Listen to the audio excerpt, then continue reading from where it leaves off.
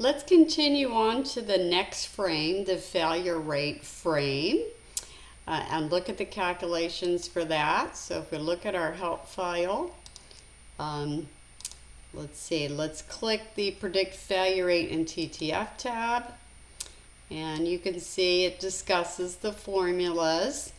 The part we want to look at right here is the average mean time to failure and the average mean time to critical failure and average failure rate.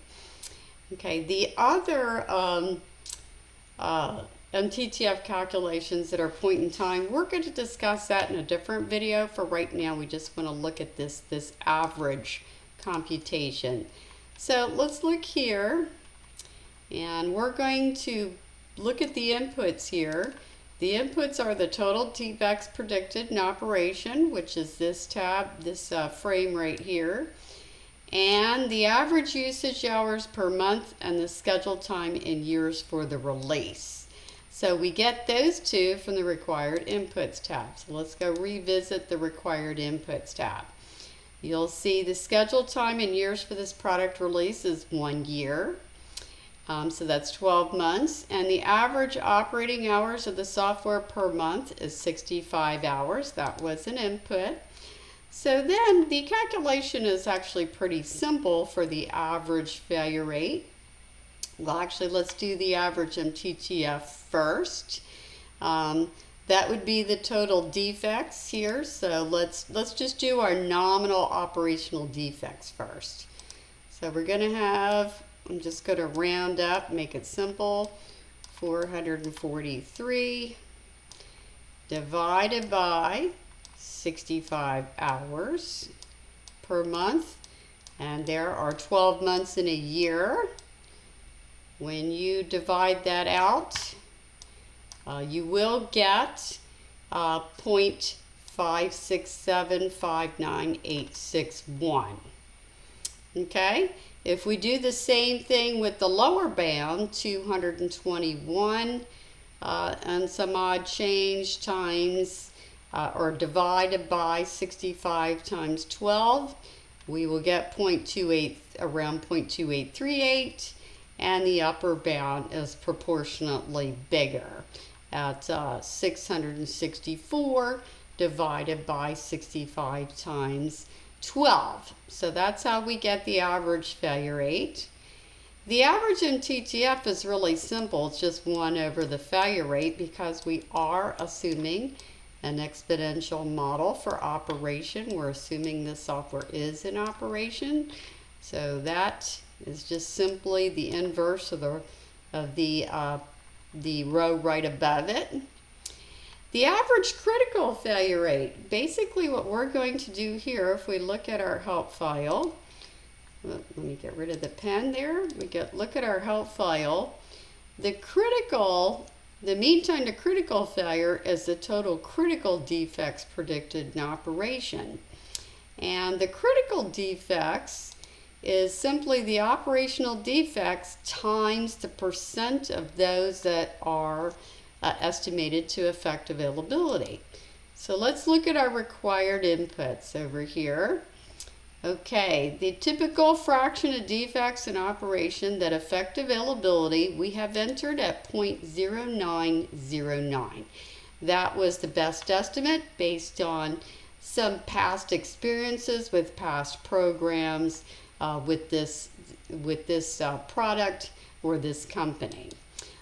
We also have default values for those as well, in case you don't have any historical information. So we come over here, and basically the average critical failure rate is real simple. You just take the average failure rate, 0.567 and some change. We'll probably make it 0.5676, as shown there, times 0.0909, and we will get this number right here. Okay, and we get the lower and the upper bound with the exact same process. We multiply this by 0.0909 to get that, and we multiply the upper bound by 0.0909 to get that. And then of course the average mean time to critical failure is just simply 1 over the critical failure rate. Okay, so those are pretty simple there. How we came up with the average is pretty simple. And so let's move on to reliability and availability. So let's go to our tab here. Oops, let's go back. Let's pick reliability first. So reliability is a function of the mission time for the system and the mean time to critical failure. So let's go look and see what we input under the required inputs for mission time. Let's go back over here. Let's go to required inputs. And the mission time that we entered was 2 hours. That means the beginning and the end of this, the lifetime of one mission is 2 hours. So we go over here and we're going to, let's tab over so we can see our frame. Okay, so reliability is simply EXP to the minus 2 divided by the mean time to critical failure. We'll take the nominal case, which is, well, we can just multiply by 0.0516. Oop, let me start over again.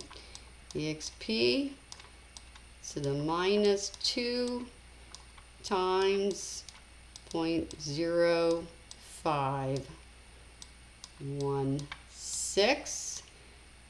And when we multiply that out, we will get this right here,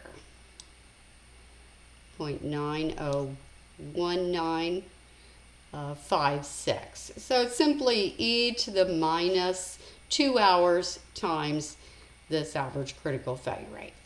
The lower bound is computed similarly, and the upper bound is computed similarly using the lower and upper bound of the critical failure rate.